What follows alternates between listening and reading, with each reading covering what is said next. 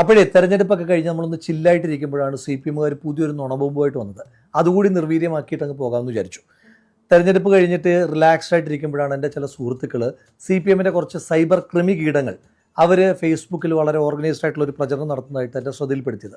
എന്താ സംഭവം എന്ന് വെച്ച് കഴിഞ്ഞാൽ തെരഞ്ഞെടുപ്പുമായിട്ട് ബന്ധപ്പെട്ട് നമ്മൾ ചെയ്ത വീഡിയോസ്, ആ വീഡിയോസിന് കിട്ടിയ മില്യൺ കണക്കിന് വ്യൂവർഷിപ്പും അതുപോലെ ലക്ഷക്കണക്കിന് റിയാക്ഷൻസും ഒക്കെ നമ്മൾ പൈസ കൊടുത്ത് വാങ്ങിയതാണ്. അത് തായ്ലൻഡിൽ നിന്നും ചൈനയിൽ നിന്നും ഒക്കെ വന്ന ലൈക്കുകളാണ്. നമുക്ക് അവിടെയും പിടിയുണ്ട് എന്നൊക്കെ പറഞ്ഞിട്ടാണ് റിയാക്ഷൻസ്. അവരുടെ ഒരു തരം മോങ്ങലാണ്. അതുകൊണ്ട് ഞാൻ ആദ്യം അത് മൈൻഡാക്കാൻ ഉദ്ദേശിച്ചിട്ടില്ല. സാധാരണ ക്രിമികീടങ്ങൾക്ക് ഞാൻ മറുപടി കൊടുക്കാറുമില്ല. അങ്ങനെ ഇരിക്കുമ്പോഴാണ് ഇന്നലെ വൈകുന്നേരം ഒരു 4 മണിക്ക് ശേഷം മലയാളത്തിലെ മുഖ്യധാര മാധ്യമ സ്ഥാപനങ്ങളുടെ എല്ലാം ഓൺലൈൻ പ്ലാറ്റ്ഫോമിൽ ഇത് വാർത്തയായിട്ട് വന്നു. എല്ലാ ചാനലിലും കാണുമല്ലോ ഈ നുഴഞ്ഞു കയറി ഏതെങ്കിലും ഈ സൈബർ ക്രിമികീടം അവർ ചെയ്ത പണിയായിരിക്കാം. ബോധ്യപ്പെട്ട ചാനലുകളെല്ലാം വാർത്ത പിൻവലിച്ചു. ഇപ്പോഴും ആ വാർത്ത കിടക്കുന്നത് ഒന്ന് കൈരളിയിലും പിന്നെ കൈരളി പ്രോ മാക്സ് ആയ ന്യൂസ് മലയാളത്തിലുമാണ്. കൈരളി വരുന്നതെല്ലാം സത്യമായതുകൊണ്ട് മറുപടി പറയേണ്ട കാര്യമില്ല. ഈ ന്യൂസ് മലയാളത്തിൻ്റെ പ്രത്യേകത പറയാം.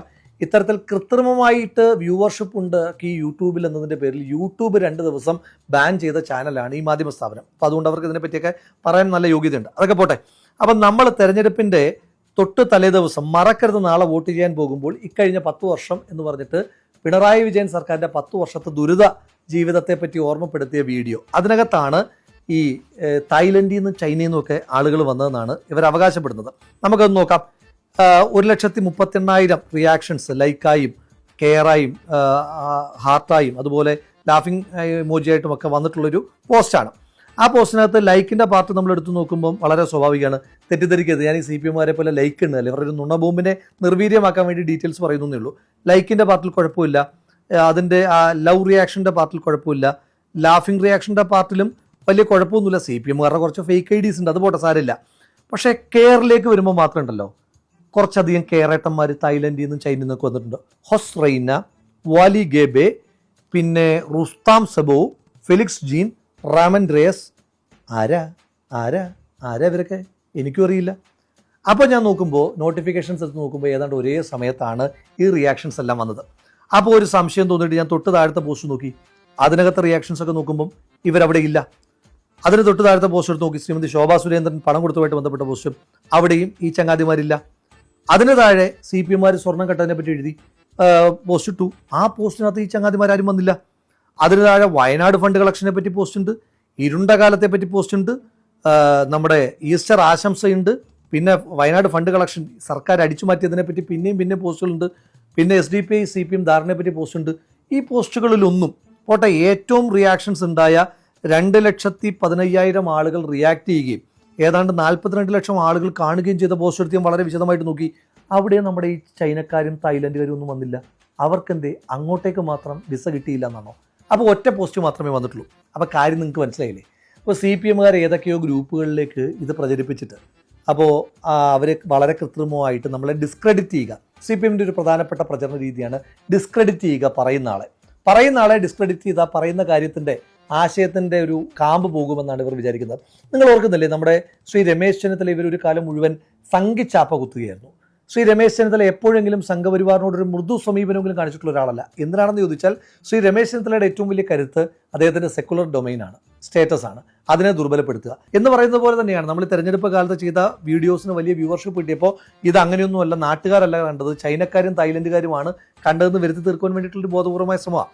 അപ്പോൾ ഈ സി പി എമ്മിൻ്റെ PR ചെയ്യുന്ന ഒരു ചങ്ങാതി ഉണ്ടല്ലോ, ഈ മുജ്ജന്മത്തെ ശത്രുക്കളാണ് ഇജ്ജന്മത്തിൽ മക്കളാകുന്നതെന്ന് പറഞ്ഞിട്ടുള്ള ഒരു പഴഞ്ചൊല്ലുണ്ട്. പൊളിറ്റിക്കലി എത്ര കറക്റ്റൊന്നുമല്ല, എങ്കിലും ചില മക്കൾ മുജ്ജന്മത്തിലെ ശത്രുക്കൾ തന്നെയാണ് എന്ന് തെളിയിക്കുന്നതാണ് സി പി എമ്മിൻ്റെ ഈ പ്രചരണ രീതി. അവനെ ഒന്ന് നോക്കുന്നത് നിങ്ങൾക്ക് നന്നായിരിക്കും.